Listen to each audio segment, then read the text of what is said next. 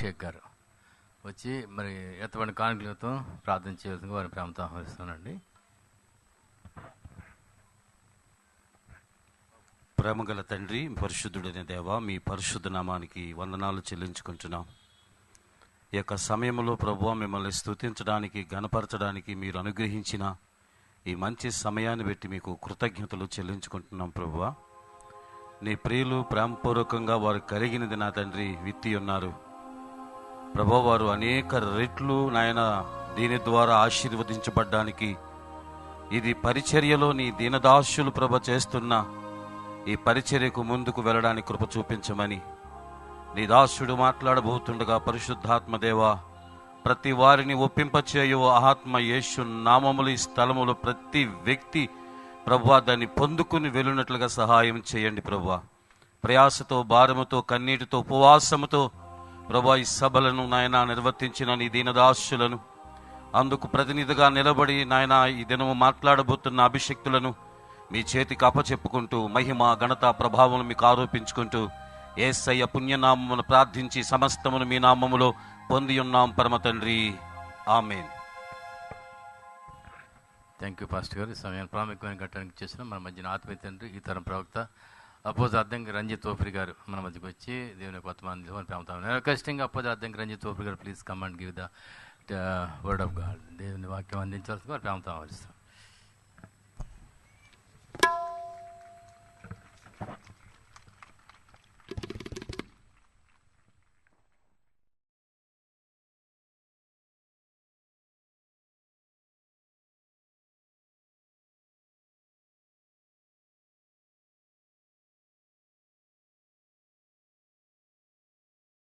వారం మీ ఇంట్లో ఏం కూర వండుకున్నారండి అంటే మటన్ కర్రీ అండి అని చెప్తారు. మటన్ కర్రీ వండారు నిజమే. మటన్ కర్రీలో మటన్ మాత్రమే ఉండదు, కారం వేస్తారు, ఉప్పు వేస్తారు, నూనె వాడతారు, ఉల్లిపాయలు వాడతారు, పులుపు కోసం ఇంకోటి ఏదో టమాటా, చింతపండు వేస్తారు. నీసు కాబట్టి కొంచెం ఘాటు తగిలితే మంచిదని గరం మసాలా, దాల్చిన చెక్క, లవంగలు వేస్తారు. గృహ యజమానికి కాస్త వాడికి మందు అలవాటు ఉంటే మిరియాలు కూడా వేస్తారు. ఇన్ని అవుతేనే దాన్ని మటన్ కర్రీ అంటారు.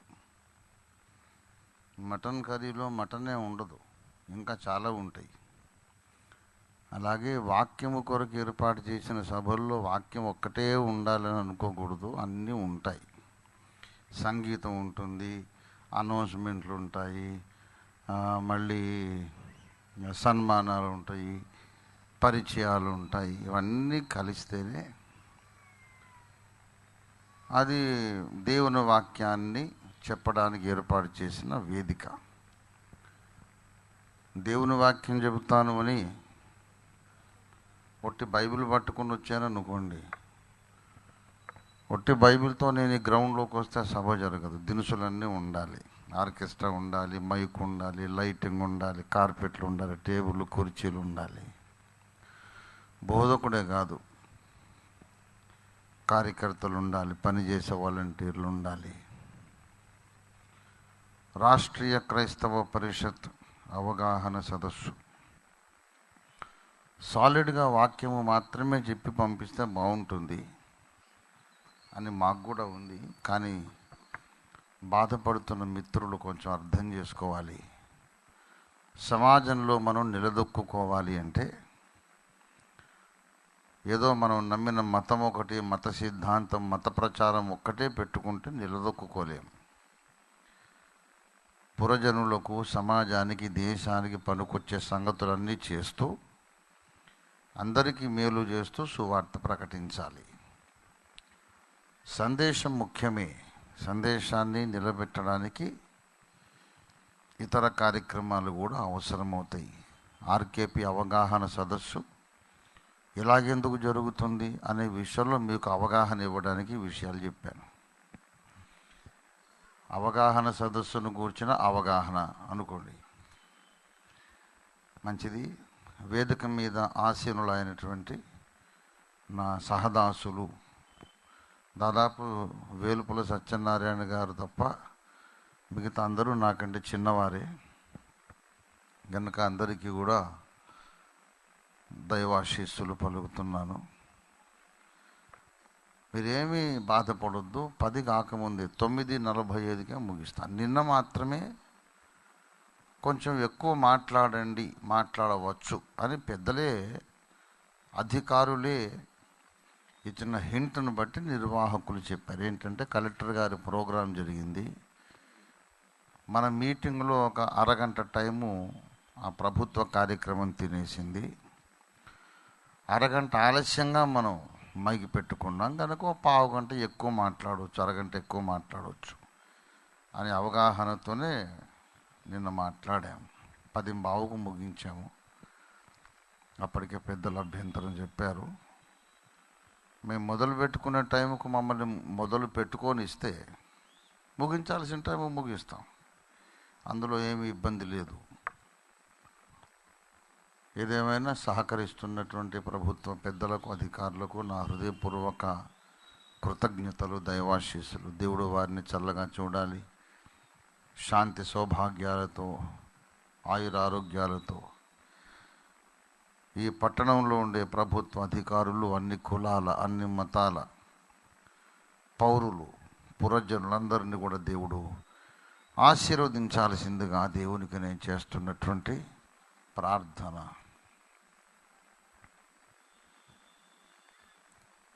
ఆలస్యం అయిపోయింది కనుక నేను పాట పాడకుండానే ముందుకు సాగాలని ఆశిస్తున్నాను. అయినా సరే సభ వారు పాడమంటే పాడతాను. ఇది ప్రజాస్వామ్యము, సభలో ఉండాల్సింది సభకుల స్వామ్యం కూడాను. మరి ఆలస్యం అయిపోయింది, 9 అవుతోంది. పాట వాయిదా వేసి వాక్యంలోకి వెళ్ళిపోనా ఏమండి? పాట పాడాలి అన్నవాళ్ళు చేయొద్దండి, పిడికిలు బిగించకండి. పాడేవంటే ముక్కు మీద ఒకడు గుద్దుతాను అన్నట్టుంది. పాడాలన్న వాళ్ళు చేయెత్తారు కనుక పిడికిలు బిగించకుండా ఎత్తిన వాళ్ళందరికీ నా వందనాలు. దేవునికి స్తోత్రం, హల్లెలూయా. ఏదయ్యా యాత్రికుడి పదధ్వనులు ఇక్కడ ఉంది.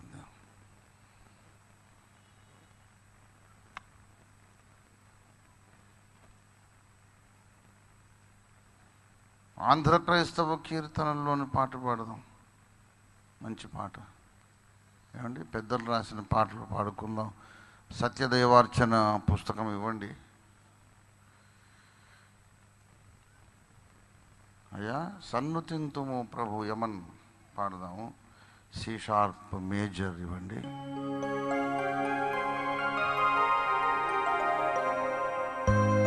ఏలూరు పట్టణం నుండి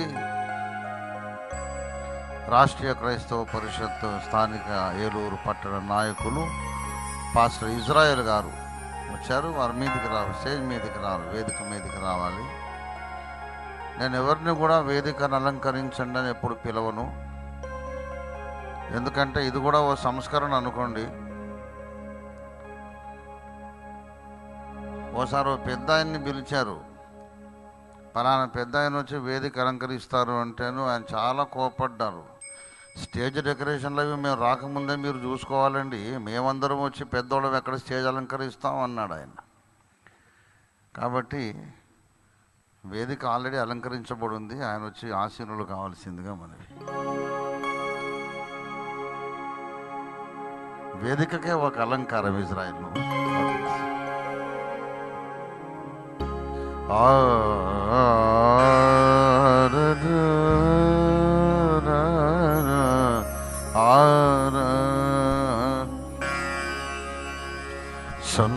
సన్నుతింతుమో ప్రభో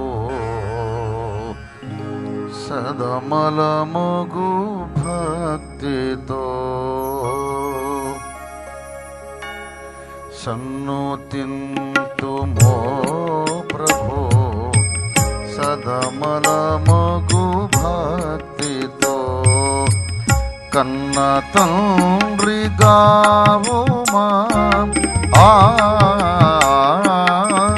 కన్న తండ్రిగావుమా కలుషము నెడబాపుమా సన్నుతిల్తుమో ప్రభో సదమరమగు భక్తితో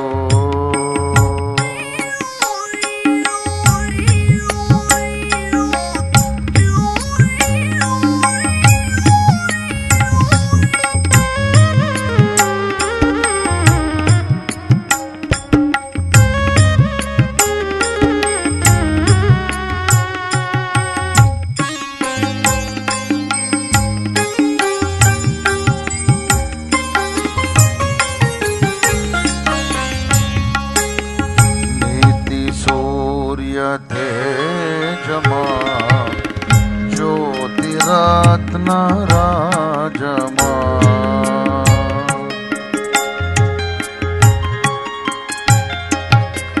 నీతి సూర్య తేజమా జ్యోతిరత్న రాజమా పాతక జనరక్షక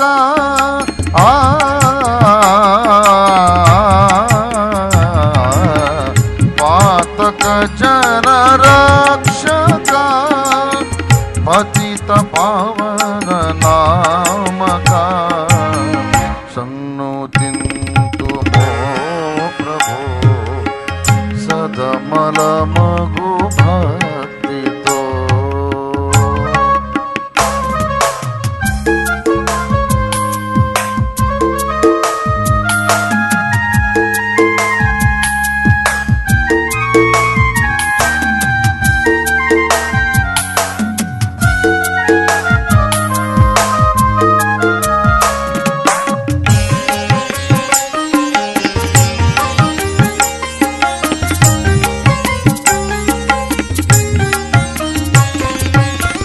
మానవ సంరక్షక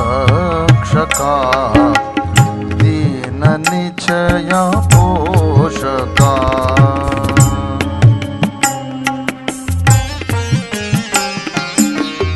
మానవ సంరక్షక దీన నిచయ పోషక దేవ మానవ నందనా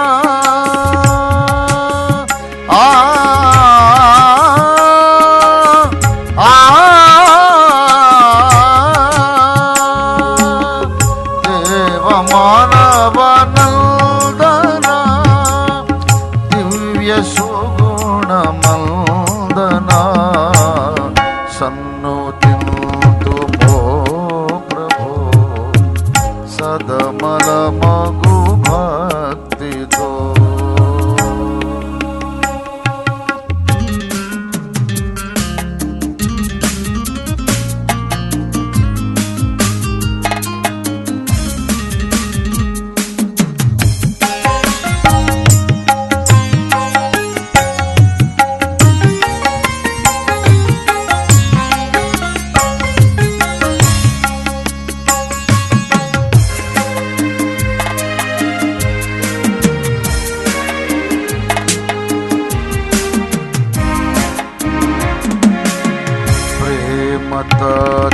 తత్వబోధక క్షేమదాత నీవేగా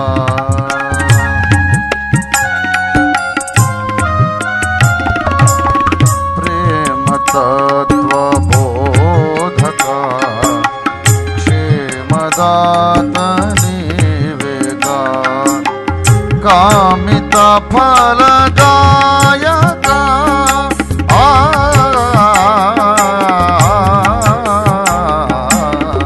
కామిత ఫలదాయక స్వామియే సునాయక సన్నోతి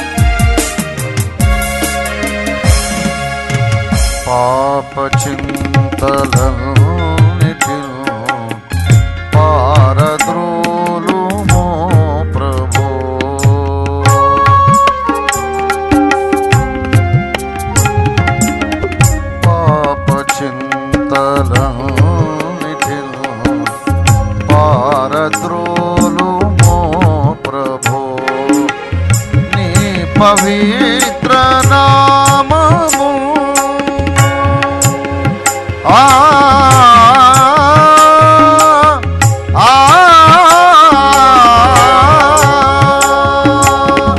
నీ పవిత్ర నామము నిరతము స్మరించెదము.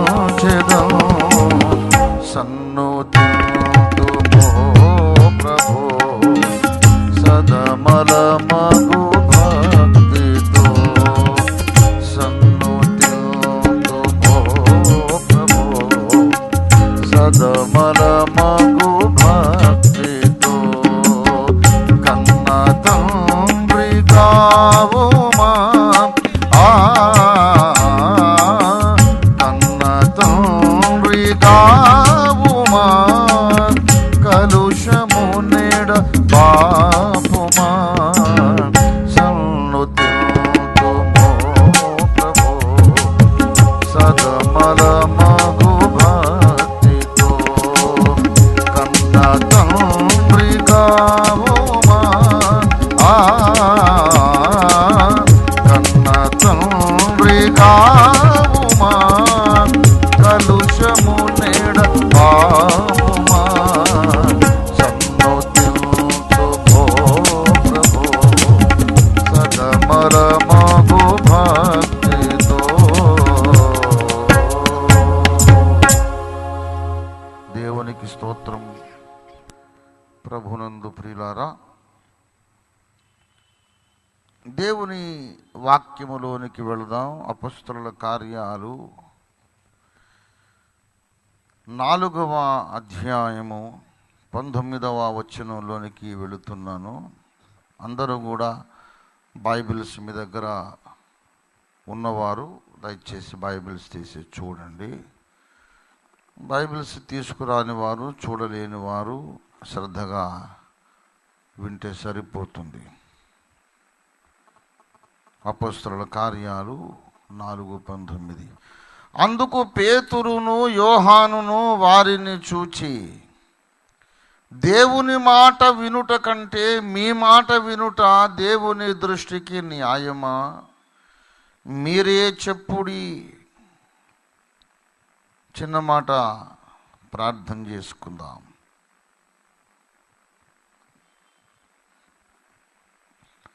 ప్రేమ కలిగిన మా మహాపరిశుద్ధ తండ్రి, నీకు వందనాలు చెల్లిస్తున్నాం. ఈ పార్వతీపురం పట్టణంలో ఈ 4 దినాల ఆర్కేపీ అవగాహన మహాసభల్లో 3వ రాత్రి కూటానికి మమ్ము నడిపించినందుకు నీకు స్తోత్రములు చెల్లిస్తున్నాము తండ్రి. ఈ దినమున సభ ప్రారంభం మొదలుకొని ఇంతవరకు మీరు మాతో కూడా ఉండి మమ్ము నడిపించి అనేక రీతులుగా మమ్ము దర్శించి దీవించి ఉత్తేజపరిచినందుకాయ పరమ తండ్రి, మా కన్న తండ్రి, సృష్టి పిత, మిమ్మును ఆరాధించుకొని ఆడి మీకు మా హృదయపూర్వక స్తుతి ధూప నైవేద్యం సమర్పిస్తున్నాము. నీ దీన సేవకుడు పరిశుద్ధులందరిలోనూ అతి చిన్నవాడు, అల్పుడు, అల్పజ్ఞుడు, నీ అయోగ్య దాసుడు, నీ నిష్ప్రయోజక దాసుడు, ఏదీ చేతగాని అసమర్థుడు. కానీ నీవు సర్వసమర్థుడవని నమ్ముకొని నీపై భారం వేసి నీ మాటకు లోబడి తెగించిన నీ సందేశాన్ని ప్రకటించడానికి నీ వాక్య సేవకు నీ కుమారుడు ఉద్యుక్తుడవుతూ ఉంటుండగా, ఉపక్రమిస్తూ ఉంటుండగా మీ దాసుని మీరు కరుణించండి. మీ దాసుని నేరములు, అపరాధములు, దోషములు, అజ్ఞానకృతములన్నీ నీ కృపను బట్టి, శిలువపై నీవు కార్చిన నీ పవిత్ర పరిశుద్ధ రక్తాన్ని బట్టి మీ దాసుని క్షమించి కడిగి శుద్ధీకరించి పావనపరిచిన అగ్నితో మీ దాసుని బంగారంలాగా పుటము వేసి నీ పరలోక పరిమళ సువర్ణ తైలముతో మీ దాసుని అభిషేకించి మీ దాసుని మనస్సులోని తలంపులు మీ దాసుని నోట నీ మాటలుంచి నాతో మాతో మాటలాడమని మమ్ము దీవించమని సమాజమంతటిని ఈ దినాన్ని వెలిగించమని యేసయ్య మధుర నామంలో స్తుతించి వందనములతో స్వతంత్రించుకొని ప్రార్థిస్తున్నాము తండ్రి. ఆమేన్. ప్రభునందు నాకు అత్యంత ప్రియులారా, ఒకరు చెబితే ఒకరు వినే రోజులు కావివి. అందరూ మేధావులే, అందరూ జ్ఞానవంతులే, అందరూ విద్యావంతులే, అందరూ విషయ పరిజ్ఞానము కలిగిన వారే. అందరూ కూడా కాస్తో కూస్తో పర్యావరణ పరిస్థితులు సమస్యలను గూర్చి అవగాహన కలిగిన వారే. అందరూ స్వతంత్రమైన ఆలోచన ధోరణి కలిగిన వారే. ఎందరో మహానుభావులు అందరికీ వందనాలు అన్నారు ఒకప్పుడు. ఇప్పుడు మేమనాలి అందరూ మహానుభావులేనండి. మహానుభావులు కాని వారెవరు? ఈ రోజుల్లో జ్ఞానం చాలా ఎక్కువ అయిపోయింది. ఎవరు చెప్పినా ఎవరు వినిపించుకోరు. నాకు తెలుసులేవయ్యా నీ బోడి తెలివి నువ్వు చెప్పడం ఏంటి, మేము వినడం ఏంటి, మాకు తెలియదు అని చిరాకు పడేటటువంటి అసహన మనస్తత్వం కలిగినటువంటి తరంలో మనం జీవిస్తున్నాం. తల్లిదండ్రులు చెప్పే మాటలు పిల్లలకు నచ్చవు. బడిలో అధ్యాపకులు, ఉపాధ్యాయులు, టీచర్స్ చెప్పే మాటలు పిల్లలకు నచ్చవు. ఉదయమే లేవాలి అని అమ్మ చెబితే, నాన్న చెబితే పిల్లలకు చిరాకు. స్నానం చేయరా బడికి టైం అవుతుందంటే చిరాకు. అంత చిన్న పిల్లోడే నాకు తెలుసులే స్నానం చేయాలి చేస్తాం అని అంటాడు. మరి అలాంటప్పుడు ఎదిగిన వాళ్లకు, జీవితంలో ఏదో ఒక రంగంలో రాణించి స్థిరపడిన వాళ్లకు ఏం చెప్తాం చెప్పండి? చిన్నపిల్లలకే మనం చెప్పే పరిస్థితి లేదు.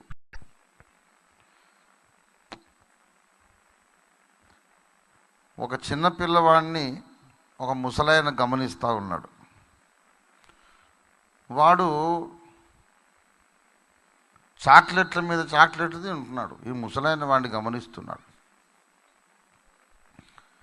పెద్ద డబ్బా చాక్లెట్లు వాడికి ఎవరు కొనిచ్చారో తెలియదు. వాడు మేసేస్తూ ఉన్నాడంటే మేక గడ్డి మేసినట్టుగా వాడు చాక్లెట్లు మేసేస్తూ ఉన్నాడు. ఒకటి అవగానే ఇంకోటి నోట్లో వేస్తా చిన్న 5 ఏళ్ల పిల్లవాడు.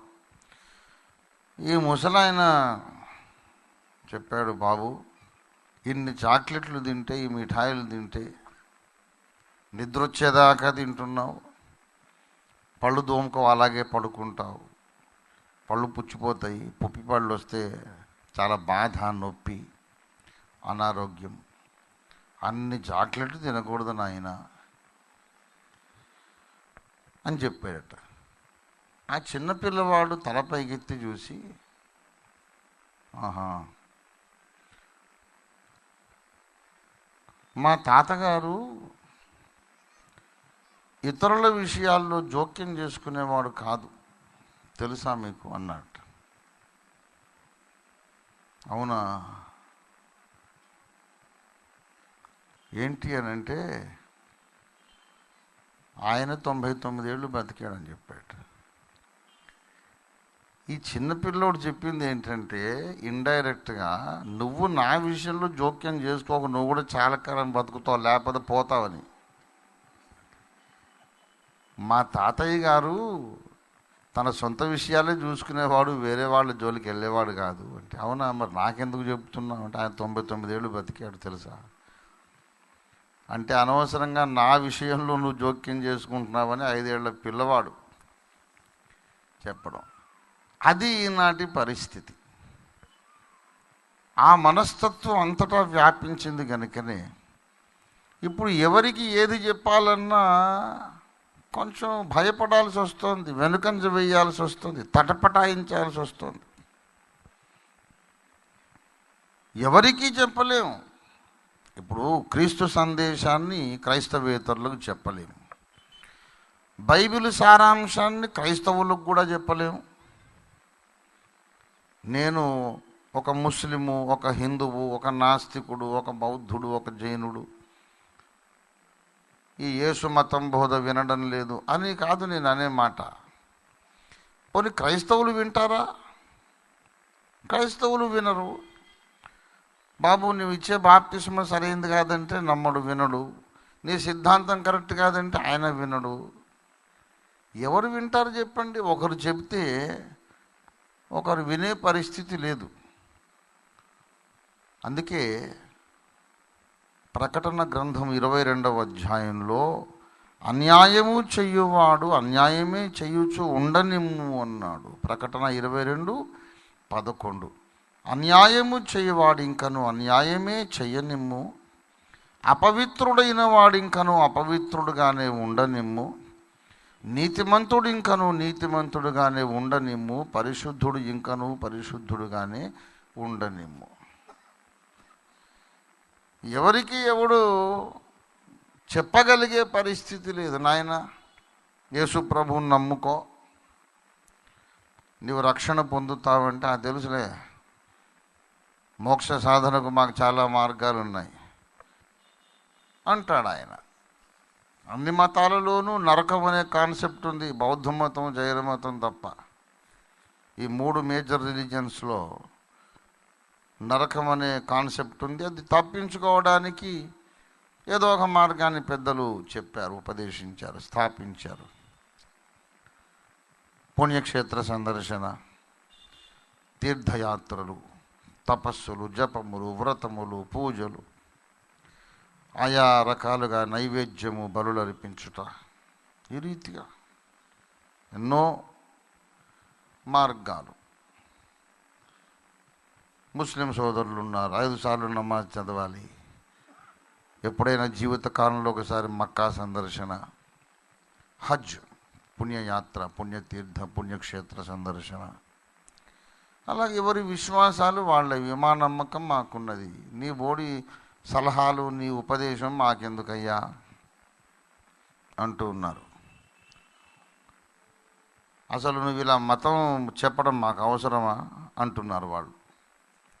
క్రైస్తవేతరులు ఏమడుగుతున్నారంటే, మేము సువార్త చెబుతుంటే మాకు అవసరమా?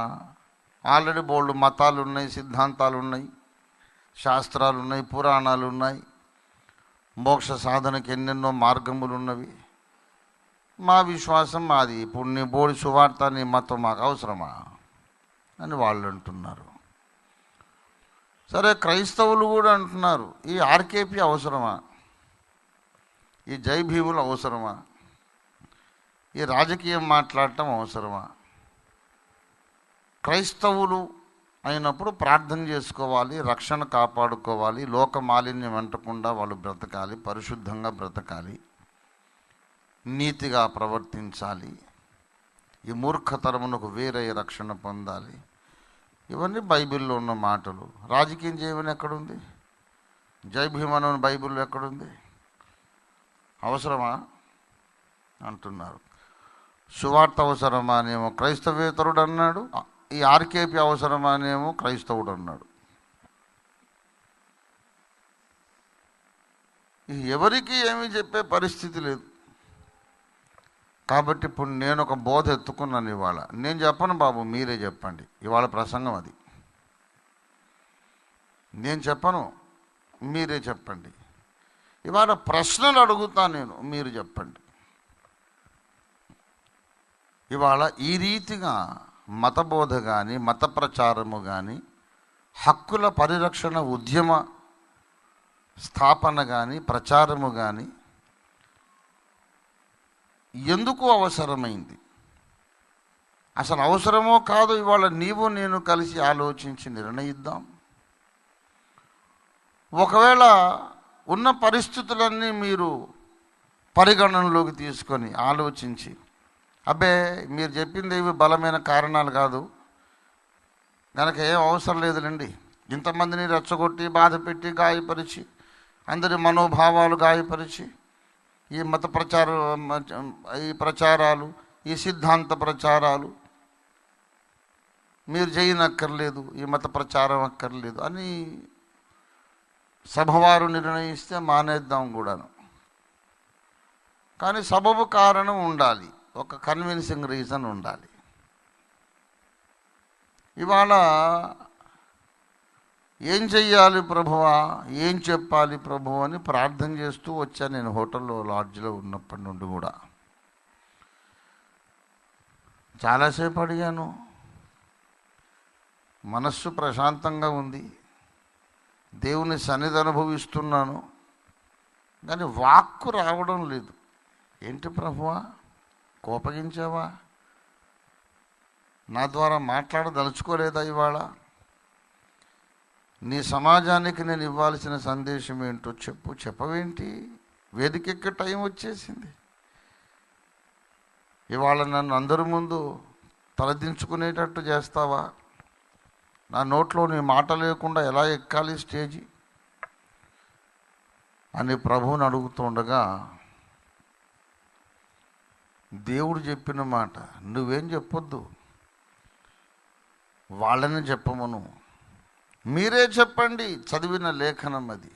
అపొస్తలుల కార్యాలు 4:19 పేతురు యోహాను కలిసి సమాజాన్ని అడుగుతున్నారు, మీరే చెప్పండి, యేసునామమును బట్టి మీరు బోధింపకూడదు, ప్రకటించకూడదు అని గట్టిగా ఆజ్ఞాపించారు ప్రధాన యాజకులు, సమాజ మందిర అధికారులు. ఈ మత ప్రచారం మానుకోండి అని అంటుంటే, విద్య లేని పామరులైనటువంటి ఈ ఆత్మాభిషిక్తులైన ఆత్మవశులైనటువంటి ఈ అభిషిక్త దైవజనులు ఒక అద్భుతమైన జ్ఞానవంతమైన ప్రశ్న అడిగారు. మమ్మల్ని చెప్పొద్దు అంటున్నారుగా, మరి మీరే చెప్పండి. ఎవరైనా మనం చెబుతున్న విషయాన్ని ఖండిస్తే వాడికి మైక్ ఇస్తే సరిపోతుంది. నువ్వు చెప్పురా బాబు, ఇలా చేయొద్దు అంటున్నావు కదా, మరి ఏం చేయాలో నువ్వు చెప్పు. ఈ వ్యాఖ్యానం చెప్పొద్దు అంటున్నావు కదా, మరి ఏ వ్యాఖ్యానం చెప్పాలో నువ్వు చెప్పు. సమస్య ఇలా పరిష్కరించొద్దు అంటున్నావు కదా, మరి ఎలా పరిష్కరించాలో నువ్వే చెప్పు. ఈ బస్సు ఎక్కొద్దు అంటున్నావు కదా, ఏ బస్సు ఎక్కాలో నువ్వే చెప్పు. బాల్ అవతల వాడు కోట్లు వేయాలి, అప్పుడు పరిస్థితి చక్కబడుతుంది. ఇప్పుడు నేను ప్రశ్నలు ప్రారంభిస్తున్నాను. ఒకవేళ ఎవరైనా మహామేధావులు, జ్ఞానవంతులు సమాజాన్ని, సామాజిక మనస్తత్వాన్ని, సోషల్ సైకాలజీని, మనల్ని ఆవరించిన పరిస్థితులను అర్థం చేసుకున్నటువంటి జ్ఞాన సంపన్నులు ఎవరైనా ఏమైనా మంచి జవాబిస్తారేమోనని నా ఆశ. వట్టి మాటలు కాదు, ఎవరైనా సబబు సమాధానం ఇవ్వగలిగితే తప్పకుండా నేను పంథా మార్చుకుంటాను. ప్రియ మిత్రులారా, కొంతకాలం కిందట TV5 వారు హైందవ క్రైస్తవం అనే గ్రంథం మీద చర్చించడానికి చర్చాగోష్ఠి ఏర్పాటు చేసుకున్నారు. వాళ్ళు సంవత్సర కాలం దాదాపుగా వాళ్ళు విమర్శించిన తర్వాత అప్పుడు నన్ను పిలిచారు. రచయితని నేను బ్రతికి భూమి మీద ఉండగా నన్ను పిలవకుండా మీరు ముచ్చరించుకోవడం ఏమిటండి అని పలుమార్లు మనం అడిగిన తర్వాత అప్పుడు నన్ను పిలిచారు మొన్న రీసెంట్గా. అంతకుముందు చాలామంది మహాజ్ఞానవంతులు, శాస్త్రాలు ఎరిగిన వారు, సంస్కృత భాష ఎరిగిన వారు, ధర్మ సంస్థాపన భారము కలిగిన వారు, దర్శనం కలిగిన వారు, చాలామంది దార్శనికులు అక్కడ మాట్లాడారు. అందులో సిద్ధాంతి గారు ఉన్నారు, ఒక ఆయన పెద్ద ఆయన, చాలా మంచివాడు. ఆయన ఒక మంచి మాట అన్నారు, దాన్ని విమర్శిస్తూనే అన్నారు ఆయన. ఓఫీర్ గారు ఇలా రాయకూడదు అంటూ ఒక మంచి మాట నాకు అందించారు ఆయన. నన్ను విమర్శించే వాళ్ళందరూ నాకు సహాయకులే సుమా. అసలు ఓఫీర్ మినిస్ట్రీస్ నడిపిస్తున్నదే వాళ్ళు. ఈ సభలకు ముఖ్య కన్వీనర్లందరూ విమర్శకులే. వాళ్ళు ఉండబట్టే మేము ఉన్నాం, మాకు ఇంధనం పోస్తున్నది వాళ్ళే. సిద్ధాంతి గారు ఏమన్నారంటే, అసలు ఈ రచయిత హైందవ క్రైస్తవం అని పేరు పెట్టి పుస్తకం రాయడం ఏంటండి, ఎవరైనా ఒక గ్రంథం అనేది రాసినప్పుడు దానికి సామాజిక ప్రయోజనం ఉండాలి అన్నాడు. తర్వాత దీన్ని అప్లోడ్ చేసినప్పుడు సిద్ధాంతి గారి మాట కూడా మీరు క్లిప్ పెట్టండి అబ్బులు గారు, మీకు జ్ఞాపకం ఉందా? సామాజిక ప్రయోజనం ఉండాలి అన్నారు ఆయన. సమాజానికి ఉపయోగపడే మాటలు రాయాలి కానీ హైందవ క్రైస్తవం అని ఆ మతాన్ని ఈ మతాన్ని కలగలిపి బుక్ రాయడం ఏంటండి? ఏం ప్రయోజనం ఉన్నది ఈ పుస్తకానికి అన్నారు ఆయన. చాలా బంగారు మాట అన్నారు అన్నయ్య గారు. ఆయన మాకు దగ్గర బంధువులు, చాలామందికి తెలియదేమో. వారి ముత్తాత ముత్తాత యొక్క ముత్తాత ముత్తాత యొక్క తాత తాత తాత తాత తాత యొక్క ముత్తాత ముత్తాత ముత్తాత యొక్క ముత్తాత ముత్తాత యొక్క తాత తాత తాత తాత తాత ముత్తాత గారు మా ముత్తాత ముత్తాత ముత్తాత ముత్తాత ముత్తాత యొక్క తాత తాత తాత యొక్క ముత్తాత ముత్తాత యొక్క ముత్తాత తాత తాత యొక్క ముత్తాత గారు నోవహు పిల్లలే. అంచేత చాలా సమీప బాంధవ్యం ఉంది, రక్త సంబంధమే, మరీ దగ్గర, దూరమేం కాదు. కనుక అన్నయ్య గారు అన్న ఏమండి, ముత్తాతలు అన్నదమ్ములు అయినప్పుడు దగ్గర సంబంధం కాదు. కాబట్టి అన్నయ్య గారు అన్నారు సామాజిక ప్రయోజనం ఉండాలి అంటే సమాజానికి ప్రయోజనం కలగాలి అంటే ఇప్పుడు సమాజానికి ఒక సమస్య వచ్చింది, అనారోగ్యకరమైన పరిస్థితి ఏర్పడింది, దానికి ఒక పరిష్కారం అనేది చూపాలి, అది సామాజిక ప్రయోజనం. సమాజం ఏ స్థితిలో ఉంది, సమాజానికి మేలు చేయాలి, మేలుకరమైన సిద్ధాంతం, మేలుకరమైన ఉపదేశం, ధర్మోపదేశం చేయాలి అనే పరిస్థితి ఎందుకు వచ్చింది? సమాజం బాగుండలేదు. సమాజం ఎలా ఉంది అంటే దశాబ్దాల కిందట ఒరిస్సాలో గ్రాహం స్టెయిన్స్ గారిని చంపేశారు. ఆయన అంతకుముందు ఒక 30 సంవత్సరాల నుండి భారతదేశంలో ఒరిస్సాలో నిరక్షరాస్యుల మధ్యలో ఆ మురికి వాడల్లో, మురికి గ్రామాలలో ఆస్ట్రేలియా దేశం నుండి వచ్చి అక్కడ స్థిరపడి కుష్ఠరోగుల ఆశ్రమం నెలకొల్పి, అనాథ శరణాలయము, కుష్ఠరోగుల ఆశ్రమం నడిపించి 30 సంవత్సరాలు సేవ చేశారు. తన సతీమణి, వారి తర్వాత ఇక్కడ 2 కొడుకులు పుట్టారు వాళ్ళకి, వారిని చంపేశారు. అదేం పెద్ద అబ్బురం కాదు, చాలామందిని చంపారు. పౌలు భక్తుని చంపారు. 2000 ఏళ్ల కిందట యేసు ప్రభు వారి ప్రథమ శిష్యుడైనటువంటి తోమాను మద్రాసులో చంపారు. సెయింట్ థామస్ మౌంట్ అనేది ఉంది, ఇప్పుడు అక్కడ వచ్చిన చర్చి కూడా ఉంది. స్టెఫను మొట్టమొదట రాళ్లతో కొట్టబడి చంపబడ్డారు. తర్వాత లక్షల మందిని చంపేశారు. ఒక స్టాలినే రష్యాని ఎంత, రష్యాలో మాస్కోలో ఒక రాక్ ఉంది, స్టాలిన్స్ రాక్ అని.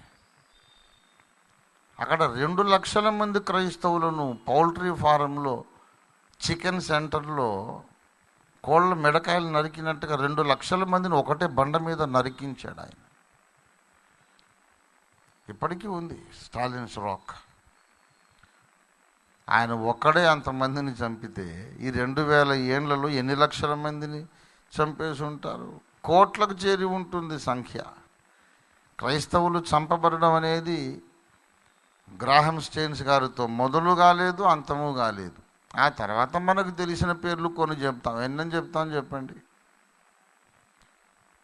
తెలియని పేర్లు ఎన్నో ఉన్నాయి. చాలా కాలం కింద నన్ను కొట్టారు, చంపాలనే కొట్టారు, చచ్చిపోయాడు అనుకుని వదిలేసి వెళ్ళారు. మళ్ళీ దేవుడు లేపాడు. నేనేదో కాస్తో కూస్తో పేరున్న బోధకుడు కనుక అందరికీ తెలిసింది ఈ విషయం. అందరూ ప్రార్థనలు చేశారు. మరి ఆ మాత్రం కూడా పేరు ప్రఖ్యాతులు లేని పల్లెటూరు బోధకులను, అమాయకులను చాలామందిని కొడుతున్నారు, వాళ్ళు చచ్చిపోతున్నారు. వార్తాపత్రికలకు ఎక్కడం కూడా లేదు, న్యూస్ కవరేజ్ కూడా లేదు. ఎంతోమందిని కొట్టారు, చంపారు. కనుక గ్రాహం స్టెయిన్స్ గారిని చంపేశారు అనేది పెద్ద ఇష్యూ కాదు. ఆయన ఒక్కడిని చంపారా? చాలామందిని చంపారు, చాలా దేశాల్లో చంపారు, మన దేశంలో కూడా చంపారు. హైదరాబాద్ పొలిమేరల్లో చంపారు, నేను పుట్టిన వరంగల్ ఏరియాలో చంపారు. అదేం అబ్బురం కాదు. ఇక్కడ నేను ఆ ఇష్యూ ఎందుకు ఎత్తుకున్నానంటే, దారాసింగ్ గారు రాత్రి వేళ ఆయన కార్లు డ్రైవ్ చేసుకుంటూ ఆయన ఇద్దరు కొడుకుని అందులో కూర్చోబెట్టుకొని వస్తూ ఉన్నాడు ఇంటికి. మళ్ళీ మధ్యలో కొంచెం నిద్ర వచ్చినట్టు అయింది ఆయనకి. ఆపుకొని కొనికిపాట్లు పడుతున్నాడు. ఏమండి, గ్రాహం స్టెయిన్స్ గారు, నేనేమన్నాను? దారాసింగ్ అనేవాడు హంతకుల ముఠా నాయకుడు. వాడు చేశాడు. వాడు ఏం చేశాడో చెప్పబోతూ ఆ పేరు అన్నాను. గ్రాహం స్టెయిన్స్ గారు ఎక్కడో ఆయన పని మీద వెళ్ళి ఇద్దరు కొడుకులతో, గ్రాహం స్టెయిన్స్ గారు సొంతగా డ్రైవ్ చేసుకుంటూ ఇంకెవరు లేరు అక్కడ. ఇద్దరు కొడుకులు గ్రాహం స్టెయిన్సే ఉన్నారు. నిద్ర వచ్చినట్టు అయింది. రాత్రి వేళ అలాగా ఆపుకొని కొంచెం కొనికిపాట్లు పడి మొహం కడుక్కొని వెళ్దాం అనుకుని ఆగాడు. ఉన్నటువంటి భగ్గుమని మంటలు లేచినాయి. ఆయన అనుకున్నాడు, బై మిస్టేక్ ఏదో ప్రమాదవశాత్తు మంటలు అంటుకున్నాయి అనుకొని ముందైతే మరి పిల్లల్ని రక్షించుకుందామని అక్కడున్న ఒక రాడ్ ఏదో లోపల ఉంది కారులో, ఆ వ్యాన్లో, అద్దాలు పగలగొట్టేసి ఈ పిల్లల్ని బయటికి విసిరేశాడు అనమాట. తర్వాత నేను కూడా బయటికి వెళ్దామని, ముందు పిల్లల్ని రక్షించుకోవాలి. పిల్లల్ని బయటికి విసిరేసి ఈయన బయటికి వెళ్దాం అనుకుంటున్నంతసేపటి లోపల చుట్టూ వలయాకారంలో దుండగుల గుంపు నిలబడి ఉన్నది, హంతకుల గుంపు. ఆ గుంపు నాయకుడు దారాసింగు. చుట్టూ ఉన్నటువంటి ఆ 50-60 మంది దుండగులు ఏం చేశారంటే, బయటికి విసిరేసిన ఆ పిల్లల్ని పట్టుకొని మళ్ళీ మంటల్లోకి విసిరేశారు. వాళ్ళు మాడి మసిబొగ్గ అయిపోయారు. బయటకి పడేసిన పిల్లల్ని మళ్ళీ విసిరేశారు ఎవరు? ఓహో, ఇది కావాలని చేస్తున్నటువంటి విద్రోహ చర్య అని అప్పుడు ఆయనకు అర్థమైంది. అన్నాడట, ఎందుకు చంపుతున్నారండి, ఏమైంది అని అంటున్నారా? ఈ లోపల ఆయన కూడా మాడి మసిబొగ్గ అయిపోయాడు. అలాగా సజీవ దహనమైన వాళ్ళు ఎందరో ఉన్నారు మొదటి శతాబ్దం నుండే.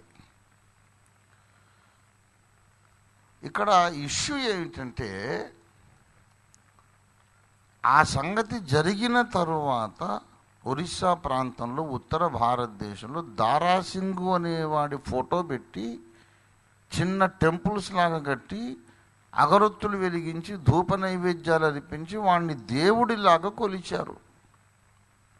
సమాజం ఇలా తయారైంది. ఒక సంపన్న దేశము, అగ్రరాజ్యము నుండి, అభివృద్ధి చెందిన దేశం నుండి ఆ మురికి కూపంలోనికి వచ్చి సుఖాలు ఐశ్వర్యమంతా త్యాగం చేసి ఆ దోమలు గుడుతుంటే ఆ జోరీగల మధ్యలో శానిటేషన్ లేదు, శుభ్రత లేదు, ఎడ్యుకేషన్ లేదు. అలాంటి చోట 30 సంవత్సరాలు నిస్వార్థంగా ఉండి మత ప్రచారం చేయలేదు, మతాలు మార్చలేదు, ఎవరికి బాప్తిస్మాలు ఇవ్వలేదు. Just he was serving the leprosy patients and orphans. అనాథలకు, కుష్ఠరోగులకు సేవ చేస్తున్న ఆయనను చంపేశారు. చంపినందుకు ఆయన్ని, ఆ దారాసింగును ఒక దేవుణ్ణి చేశారు. రావణాసురుణ్ణి చంపినందుకు రాముడు దేవుడు, నరకాసురుణ్ణి చంపేశాడు సత్యభామ సహాయంతో, శ్రీకృష్ణుడు దేవుడు అని ఎలాగ వీళ్ళు అవతార పురుషులను కీర్తిస్తూ పూజిస్తూ ఉన్నారో, గ్రాహం స్టెయిన్స్ గారిని చంపినందుకు ఈ దారాసింగును దేవుణ్ణి చేశారు. అది చాలా షాకింగ్గా అనిపించింది నాకు. దారాసింగు దేవుడు ఎలాగయ్యాడు? అవతార పురుషుడిగా ఎందుకు అతన్ని పూజించారు? అతడి మీద అంత అభిమానం ఎందుకు వచ్చింది? ఒక క్రైస్తవుడిని చంపినందుకు ఇతడు పూజనీయుడు, పూజార్హుడని. అంటే సమాజంలో క్రైస్తవుల మీద ఎంత ద్వేషం ఉన్నదో చూడండి. ఎంత కరడుగట్టిన ద్వేషం లేకపోతే క్రైస్తవుణ్ణి, ఒక నిస్వార్థ సేవకుణ్ణి చంపినందుకు వాడికి గుడిగట్టి పూజిస్తారండి? అంతకుముందు దశాబ్దాల తరబడి క్రైస్తవుల మీద ఎంత ద్వేషము. కక్ష కార్పణ్యాలు నిండిపోయినాయి. అంటే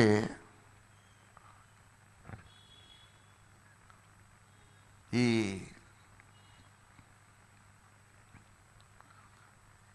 సమాజము సామాజిక ప్రయోజనం అన్నారు. సామాజిక ప్రయోజనం ఉండాలి గ్రంథం రాస్తే అన్నారు. సామాజిక ప్రయోజనం అంటే సమాజం ఎలా ఉంది? ఇదిగో మతం పేరిట మనుషులను చంపుతున్నారు, మతం పేరిట ఒకరినొకరు ద్వేషించుకుంటున్నారు. ఒక మనిషిని చంపమని ఏ దేవుడు చెప్పాడండి? ఏ మతంలో ఏ దేవుడు కూడా ఇలా చేయమని చెప్పలేదు. నిస్వార్థ ప్రజాసేవకులను చంపమని ఎవరూ చెప్పలేదు. దేవుని పేరు తలుచుకుంటూ ఆడపిల్లలను అత్యాచారాలు చేస్తున్నారు. దేవుని పేరు ఉచ్చరిస్తూ, వాళ్ళు నమ్మిన దైవం పేరు ఉచ్చరిస్తూ మర్డర్లు చేస్తున్నారు.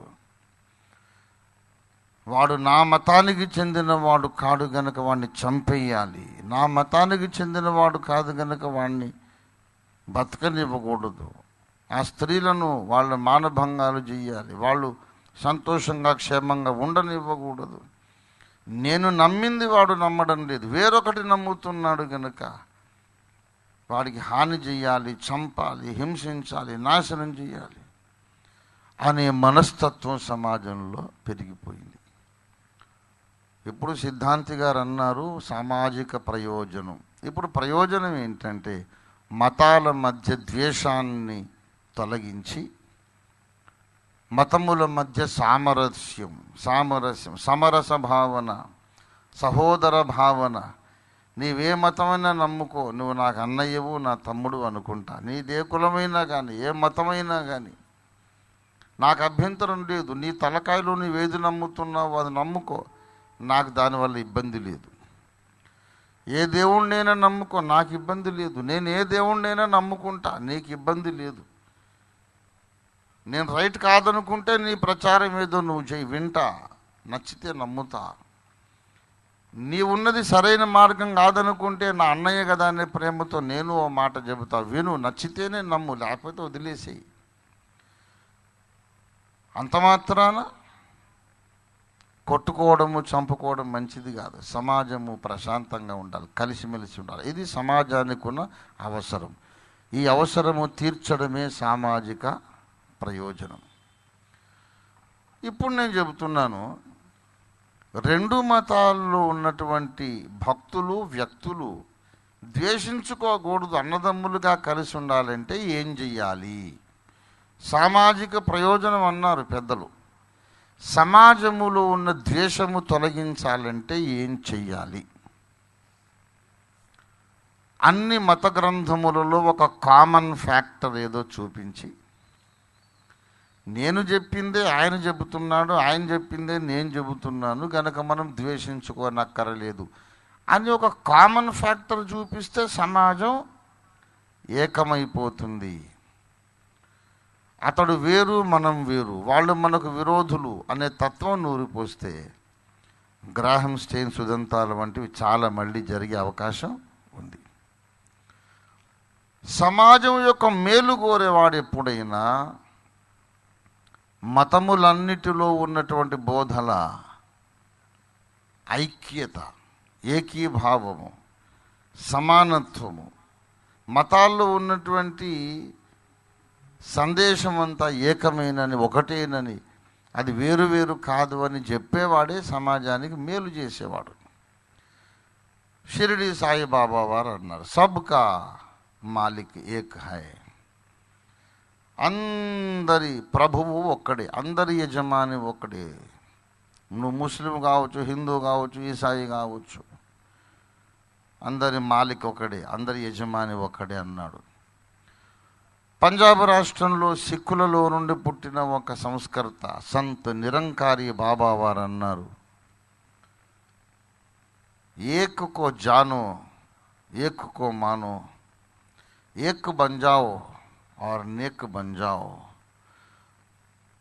जो जोड़ता है वही धर्म है, तोड़ने वाला धर्म नहीं है. సబ్కా మాలిక్ ఒకడన్నారుగా, ఆ ఒకడు ఎవరో తెలుసుకో, ఆ ఒకడినే నీవు ఆరాధించు. మనము ఏకమైపోదాం, నీతిమంతులమైపోదాం. ఏక్ బనో, నేక్ అంటే నీతిమంతులు, రైచస్. ఏక్ బనో, నేక్ బనో. धर्म जोड़ता है, तोड़ता नहीं. సమాజ్ కో జోడనే వాలా హీ ధర్మం హై. సమాజాన్ని కలిపేసేదే ధర్మం, విడదీసేది ధర్మం కాదన్నాడు ఆయన. నువ్వు చేసే ధర్మ ప్రచారం నిజంగా అది ధర్మ ప్రచారమే అయితే, అది అధర్మం కాకపోతే, మీరు అన్ని మతాలలో ఉన్న వాళ్ళంతా ఏక కుటుంబమే అని చెప్పాలి. కానీ వాడు వేరు, వాడు అంటరాని వాడు, మనకన్నా నీచుడు, వాడు నికృష్టుడు, వాడిని చంపేయాల అనే రాక్షస సిద్ధాంతం అనేది వినాశకరమైన సిద్ధాంతం. అది ధర్మము కాదు, అధర్మం అన్నాడు. రామకృష్ణ పరమహంస గారి యొక్క ప్రియ శిష్యుడు నరేంద్రుడు, తర్వాత వివేకానందుడు అయ్యాడు. గురువు గారి బోధలు సమాజమంతా, ప్రపంచమంతా చాటించడానికి ఆయన రామకృష్ణ మిషన్ స్థాపించారు. వాళ్ళ మిషన్ బోర్డు మీద మీరు చూడండి, ఓంకారము, స్వస్తికి చిహ్నము, చంద్రవంక నక్షత్రము, ఒక శిలువ, ఇవన్నీ ఉంటాయి రామకృష్ణ మిషన్ బోర్డు మీద. శిలువ ఏమో క్రైస్తవానికి చిహ్నం, చంద్రవంక నక్షత్రం ఇస్లాంకు చిహ్నం, ఓంకారమేమో హైందవానికి చిహ్నం. అన్నీ ఎందుకు వేశారు? ఇంతకు వీళ్ళు ముస్లిములా, హిందువులా, క్రైస్తవులా? ఎవరు వీళ్ళు? ఎవరంటే మనుషులం బాబు. మతస్థులముగా మమ్మల్ని చూడొద్దు, మనుషులుగా చూడండి. అన్ని మతాలలో మమ్మల్ని ఏ మతమని మీరు అనుకున్నా పర్వాలేదు. అన్ని మతాల్లోని వాళ్ళు నాకు అన్నదమ్ములే అన్నాడు వివేకానందుల వారు. షికాగోలో జరిగిన సర్వమత సమ్మేళనానికి ఆయన వెళ్ళి ఓపెనింగ్ అడ్రస్సింగ్ ఎలా చేశాడు తెలుసా? సర్వ ప్రపంచము నుండి వచ్చిన అన్ని మతములకు చెందిన, అన్ని జాతులకు చెందిన నా ప్రియమైన అన్నదమ్ములారా, అక్క చెల్లెనులారా అన్నాడు. My beloved brothers and sisters who have come here from all over the world, representing all the religions and cultures, my beloved brothers and sisters. కుర్రవాడు, యవనస్తుడు, ఇండియా నుంచి వచ్చాడు ఒక స్వామీజీ. అంటే ఏం చెబుతాడు? ఇండియన్స్ అనుకున్నారు వాళ్ళు. అన్ని జాతులలో నుండి, అన్ని సంస్కృతుల్లో నుండి, అన్ని మతాల్లో నుంచి ఇక్కడికి వచ్చి సమావేశమైన సకల దేశాలలో నుంచి వచ్చిన నా ప్రియ అన్నదమ్ములు, అక్క చెల్లెండ్రు అనగానే సభ మొత్తం లేచి నిలబడి అరగంట సేపు చప్పట్లు కొట్టారు ఆగకుండా.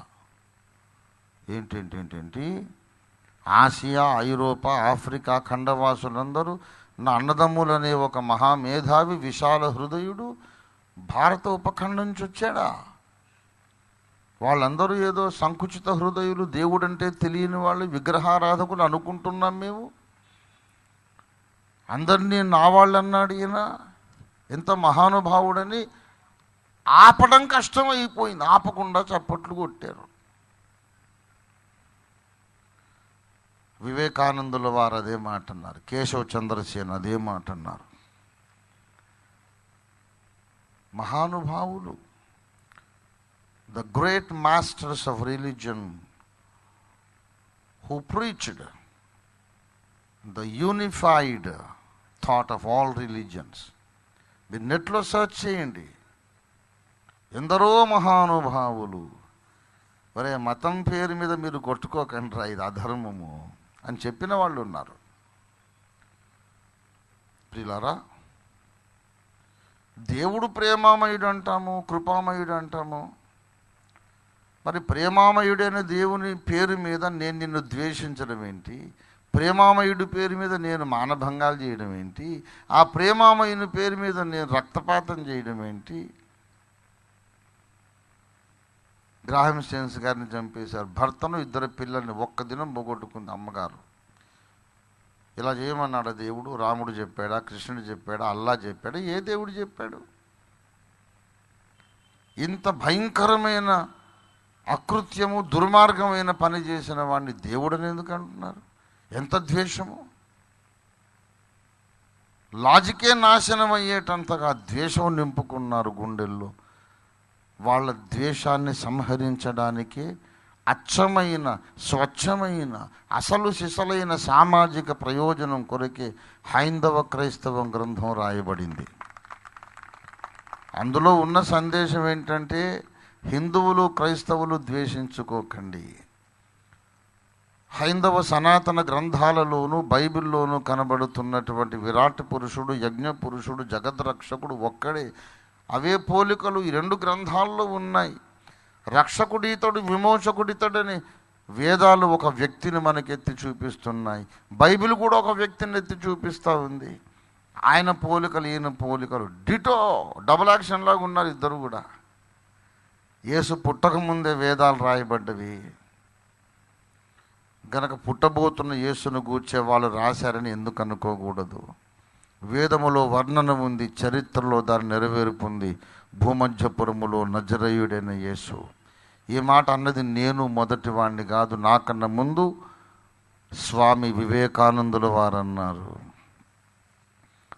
పరబ్రహ్మతత్వమును మనకెరిగించుటకు ఓంకారమే క్రీస్తు ఆయనన్నాడు. ఓంకారమే క్రీస్తు అయితే వేదములో ఉన్నవాడు క్రీస్తు ఎందుకుగాడు? మరి వేదములో ఉన్నవాడు ఓంకారము, ఓంకారనాథుడు. ఆయన క్రీస్తు అయ్యాడని వివేకానందుల వారు చెబితే ఎందుకు అలాగన్నాడో ఆ పోలికలేంటో నేను చెప్పాను. అంతకన్నా ఎక్కువ చేసింది ఏమీ లేదు. వివేకానందుల వారి మాట సమర్థించాను, వారు చూపిన బాట నడిచాను. అలా రాయొద్దంటున్నారు. ఇప్పుడు నేను అడుగుతున్నా, మరి ఏం చెయ్యాలో మీరే చెప్పండి. ఇది నా ప్రశ్న. హైందవ క్రైస్తవం బుక్ రాయొద్దన్నారు కదా, మరి హిందువుల మధ్య క్రైస్తవుల మధ్య ద్వేషాన్ని పరిహరించడానికి ఏం చెయ్యాలో మీరు చెప్పండి. చెప్పాలా?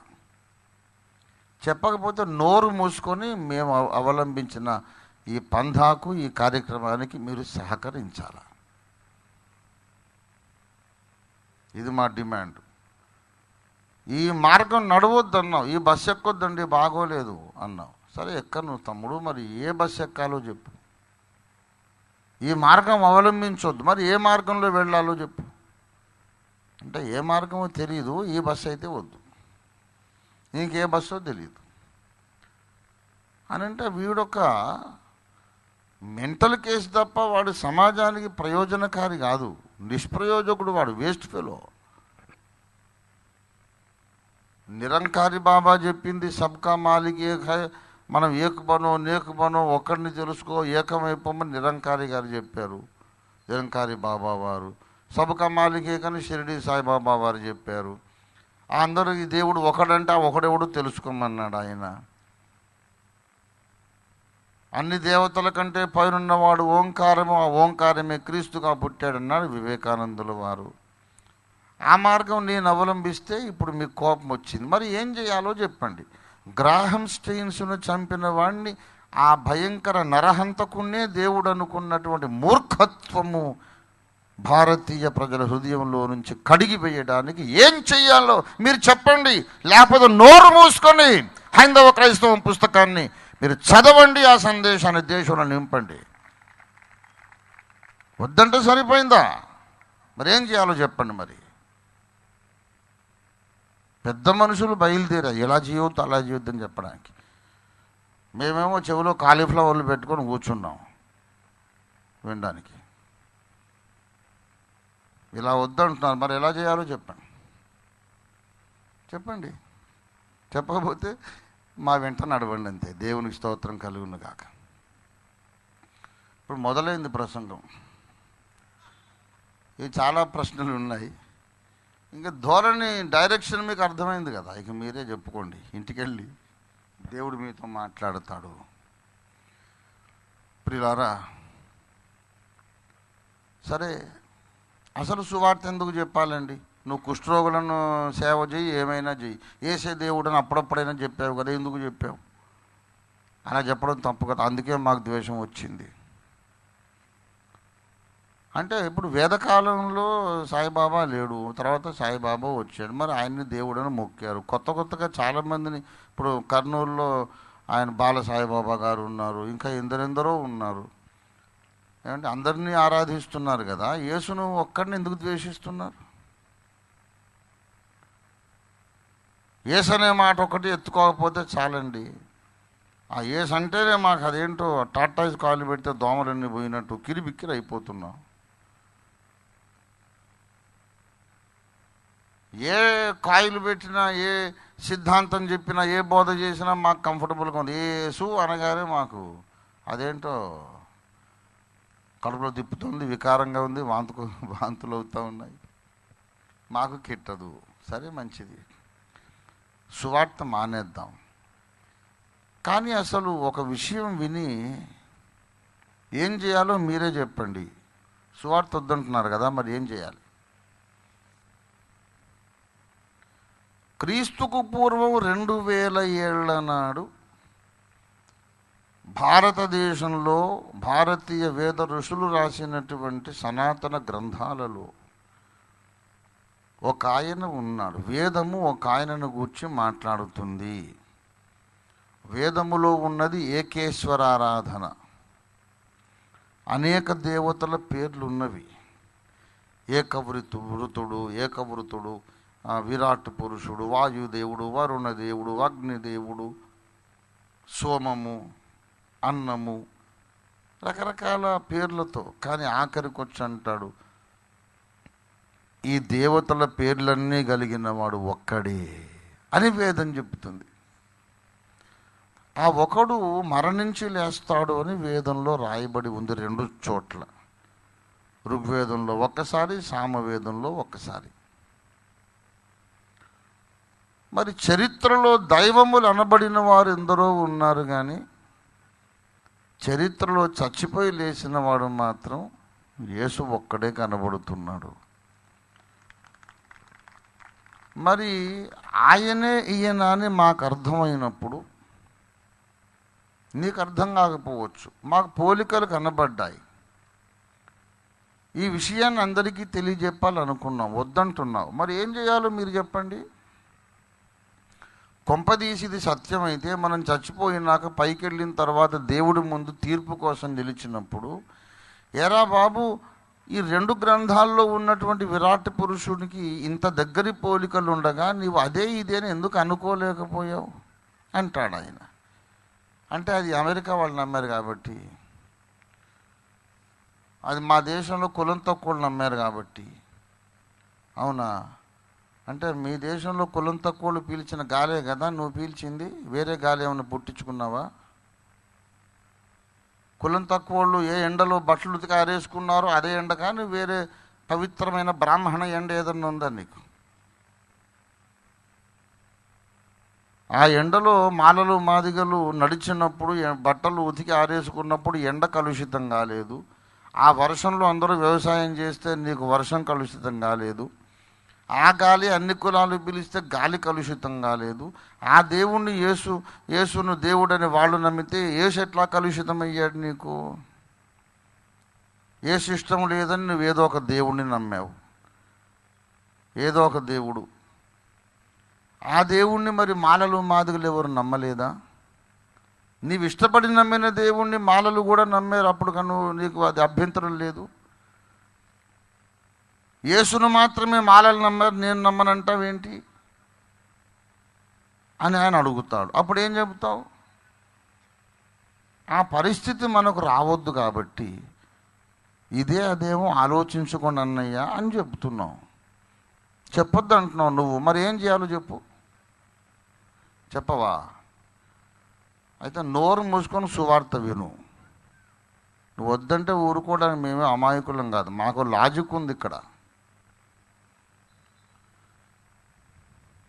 సరే, ఇంత లాజికల్గా చెప్పినా సరే వినకుండా హృదయంలో కరడు కట్టిన ద్వేషంతో ఈ క్రైస్తవులతో ఆర్గ్యూ చేయొద్దురా, వాళ్ళు మనల్ని కన్విన్స్ చేసేస్తారు, అని అన్యాయంగా మేము ప్రశాంతంగా మా మత ప్రచారాన్ని రాజ్యాంగం ప్రసాదించిన ప్రాథమిక హక్కులను ఉపయోగించుకొని మత ప్రచారం చేసుకుంటుంటే సభల మీదకి వస్తున్నారు, కొడుతున్నారు, హింసిస్తున్నారు, చంపుతున్నారు. రాజ్యాంగ హక్కులను ఉపయోగించుకుంటున్న మా మీద అన్యాయంగా దాడి చేస్తున్నారు. అప్పుడు ఏం చేయాలో మీరే చెప్పండి. ఆర్కేపీ ముందు ప్రతిపాదించింది. వాడింటికి మనమే వెళ్ళలేదు, మన ఇంటికి వాడొచ్చి కొడుతున్నాడు కనుక తిరగబడి కొట్టండి అని ఆర్కేపీ చెప్పింది. ఆర్కేపీ చెప్పింది రైట్ అని ఈ మధ్య కోర్టు కూడా చెప్పింది. దళితులు కానీ, క్రైస్తవులు కానీ, అణిచివేయబడ్డ వర్గాలు కానీ ఎవరైనా వాళ్ళ మీదకి వచ్చి దాడి చేస్తే తిరిగి దాడి చేయండి, తప్పు కాదు, ఆత్మరక్షణ కొరకు ఏమైనా చేయొచ్చు అని కోర్టు చెప్పింది. కాబట్టి హిందువుల మీద ద్వేషం లేదు. అసలు మతోన్మాదులు అన్నోళ్ళు అసలు హిందువులే కాదు. కరెక్ట్గా హిందువు అయిన వాడు భగవద్గీతను గౌరవిస్తాడు. భగవద్గీతను గౌరవించినాడు వాడేమి హిందువు అండి?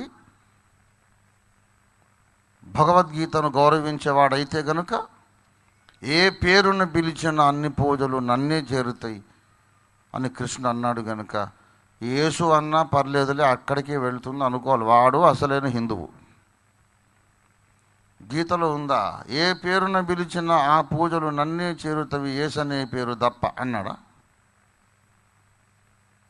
ఏ పేరైనా ఓకే నాకని కృష్ణుడు అన్నాడు. యేసు పేరు కూడా ఓకే అనుకోవాలి నువ్వు, అప్పుడే నువ్వు గీతను నమ్మినట్టు. కనుక మేము హిందువులను కొట్టమని చెప్పట్లేదు. అసలు గీతను గౌరవించకుండా ఉన్న ఈ ఉన్మాదులను తన్నమని చెప్తున్నా నేను. ఇటు వాడికి గీత అంటే గౌరవం లేదు, అంబేద్కర్ అన్నా గౌరవం లేదు. వాడిని తన్నకపోవడం మహాపాపం అని ఆర్కేపీ సిద్ధాంతం. తన్నడానికి ఇంటికి వెళ్ళి ఏం కొట్టమండి, వాడు తన్నించుకోవడానికి వస్తాడు, వాడు సరదా తీర్చి మరీ పంపిస్తాం. మేమెవరి జోలికి వెళ్ళాం, మా ఇంట్లో మేము ఉంటాం. వాడు వస్తే మాత్రం కొడతాం. ఇది ఆర్కేపీ చెప్పింది, కోర్టు కూడా చెప్పింది. ఇలా కొట్టొద్దంటారా? మరి ఏం చేయాలో, ఈ మూర్ఖుల్ని ఎలాగ అరికట్టాలో మీరే చెప్పండి అని మళ్ళీ ప్రశ్న అడుగుతున్నా. ఈ తన్నుడు కార్యక్రమం అనేది లేకపోతే ఈ దుర్మార్గులను ఎలాగ అరికట్టాలి, మతోన్మాదాన్ని ఎలాగ అరికట్టాలి మీరే చెప్పండి. సువార్త చెప్పొద్దన్నారు. ఈ స్వచ్ఛమైన స్పష్టమైన పోలికలను రేపు దేవుడు ఎత్తి చూపిస్తే ఏం చేయాలో మీరే చెప్పండి. మతాల మధ్య వైషమ్యాలు తొలగించడానికి సామ్యము, పోలికలు చెప్పాం. అలా చెప్పొద్దు అంటున్నారు. మరి మతాల మధ్య ద్వేషం ఎలా తొలగించాలో మీరే చెప్పండి. గ్రంథాలలో ఉన్నటువంటి విరాట్ పురుషుని మధ్యలో పోలికలు ఉన్నాయి, చెప్పొద్దు అంటున్నారు. మరి ఏం చేయాలో మీరు చెప్పండి. ఇంత న్యాయంగా మాట్లాడి, సమంజసంగా మాట్లాడి, దేశానికి సమాజానికి మేలు చేస్తూ ఉంటే మమ్మల్ని అన్యాయంగా కొడుతున్నారు. వాళ్ళని తిరిగి తన్నకపోతే మరి ఏం చేయాలో మీరు చెప్పండి. తెలీదు, నోరు మూసుకొని పడుండండి. సమాజాన్ని ఎలా సంస్కరించాలో అంబేద్కర్ మహాశయుడు చూపిన దారిలో మాకు తెలుసు. భారతదేశాన్ని అంబేద్కర్ కలలు కన్నా స్వర్ణ భారతంగా తీర్చిదిద్ది తీరుతాం. ఇది ఆర్కేపీ శపథం, ఆర్కేపీ ఆశయం. టైం అయిపోయింది, ముగించాలని ఉంది. సమయం ఇంకా లేదు, చాలా కొద్దిగా సమయం ఉంది. మరి ఏం చేయాలో మీరే చెప్పండి. ఇప్పుడు ముగించడం నాకు ఇష్టం లేదు, మీకు ఇష్టం లేదు. మరి ఏం చేయాలో మీరు చెప్పండి. బూతు పాటలు వేస్తే తప్పు లేదు, సినిమా పాటలు రికార్డింగ్ డ్యాన్సులు వేస్తే తప్పు లేదు. ధర్మ ప్రచారం చేస్తే మాత్రం 10 దాటితే చాలా కష్టం. ఏం చేయాలో మీరు చెప్పండి. వచ్చే ఎన్నికల్లో మీరే కరెక్ట్గా ఓట్లు వేయండి, కరెక్ట్ ప్రభుత్వాలు వస్తాయి. దేవుడు మిమ్మల్ని ఆశీర్వదించును గాక. ప్రార్థన చేసుకుందాం. ప్రార్థన. ప్రేమ కలిగిన మా మహాపరిశుద్ధ తండ్రి, భారతదేశంలో, భారతీయ సమాజంలో ప్రతి ఒక్కరి మనోనేత్రాలు వెలిగించి, ఇది నాగరికుల దేశంగా, సంస్కారవంతుల దేశంగా, విశాల హృదయుల దేశంగా, సర్వమత సమానత్వమును, సమభావనను, మత సామరస్యమును గౌరవించి పెంచి పోషించే ఉత్తముల దేశంగా ఈ దేశమును మీరు మలచమని, అంబేద్కర్ ఆలోచన విధానం ప్రతి భారతీయుని ఆలోచన విధానంగా మీరు మలచమని, మా దేశమును ఆశీర్వదించమని యేసు పరిశుద్ధ నామంలో స్తుతించి ప్రార్థిస్తున్నాం తండ్రి. మన తండ్రి అయిన దేవుని ప్రేమ, ప్రభువుని యేసు కృప, పరిశుద్ధాత్మ దేవుని సన్నిధి సహాయం మనకందరికి తోడయుండి నవభారత స్వర్ణ భారత నిర్మాణములో మనకు విజయం అనుగ్రహించును గాక. ఆమేన్, ఆమేన్, ఆమేన్. యేసు రక్తమునికే జయం, ప్రభు యేసు రక్తమునికే జయం, ప్రభు యేసు నామమునకు సంపూర్ణ జయం కలుగును గాక. ఆమేన్. Thank you very much. May God bless each one of you.